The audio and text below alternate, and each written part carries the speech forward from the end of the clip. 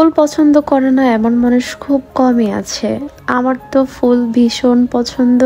শুনেছি ফুল পছন্দ করা মানুষগুলোর মন নাকি ফুলের মতোই সুন্দর হয়। আর এদিকে জামাইয়ের প্রতি শাশুড়ির ভালোবাসা দেখে আমি মুগ্ধ। হ্যালো, আসসালামু আলাইকুম, কেমন আছেন সবাই?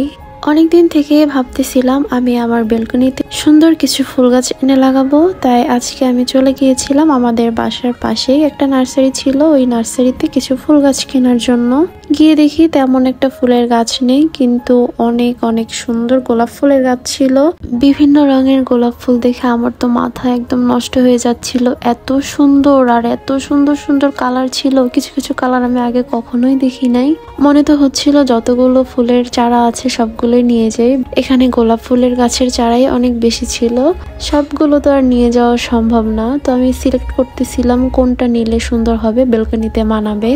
এখানে এত এত গোলাপের রং ছিল, আমি তো বুঝতেই পারছিলাম না কোনটা ছেড়ে কোনটা নেব। লাল, মেজেন্টা, গোলাপি, আবার কিছু ল্যাভেন্ডার কালারও আছে। আর এই যে এই কালারটা, এটা কি যে সুন্দর! এই কালারটা আমি কখনোই দেখি নাই। ক্যামেরাতে অতটা বোঝা যাচ্ছে না, বাট সামনাসামনি খুবই সুন্দর। যাই হোক, এর মধ্যে থেকে একটা সিলেক্ট করে বাসায় নিয়ে চলে আসলাম। আর বাসায় আসার পরে দেখি আম্মু এত অসুস্থ, তবু তার জামাইয়ের জন্য পছন্দের পিঠা বানাচ্ছে। জামাইয়ের প্রতি শাশুড়ির কি ভালোবাসা, আমি তো দেখে পুরাই অবাক হয়ে যাচ্ছিলাম।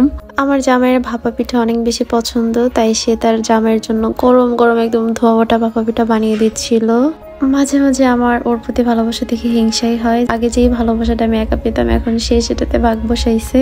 আচ্ছা, এরকম ভালোবাসা কি শুধু বাড়ির জামাইরাই পায়, তাই না? বাড়ির বউদের কপালে কিন্তু এত সুন্দর, এত সম্মান, এত ভালোবাসা কখনোই কিন্তু জোটে না, তাই না? দোয়া করি এই ভালোবাসাটা সারা জীবন থাকুক। মাশাআল্লাহ, সবাই দোয়া করবেন। এখানে আবার আম্মু আমার পছন্দের চিতই পিঠাও বানাচ্ছিল। আমার চিতই পিঠা গরুর মাংস দিয়ে খেতে ভীষণ ভালো লাগে, তাই আম্মু দেখে আবার এদিকে আমার পছন্দের পিঠাও বানাচ্ছিল। অনেকদিন তো থাকা হলো, এখন বাসায় যাওয়ার সময় হয়ে আসছে, তাই আম্মু তাড়াহুড়া করে সব পিঠা বানাচ্ছিল, যে মেয়ে চলে গেলে তখন তো আর বানিয়ে খাওয়াতে পারবে না। এজন্য অসুস্থ শরীর নিয়েও সে এত কষ্ট করে সব পিঠাগুলো বানাচ্ছিল। এটাই তো মায়ের ভালোবাসা, তাই না? এই ভালোবাসাটা শুধু মা বাবার থেকে পাওয়া যায়, একদম নিঃস্বার্থ ভালোবাসা। বাসায় যাওয়ার কথা ভেবে অনেক বেশি মনটা খারাপ হয়ে যাচ্ছিল, যে আবার চলে যেতে হবে, আবার কবে আসবো, সবাইকে অনেক বেশি মিস করব।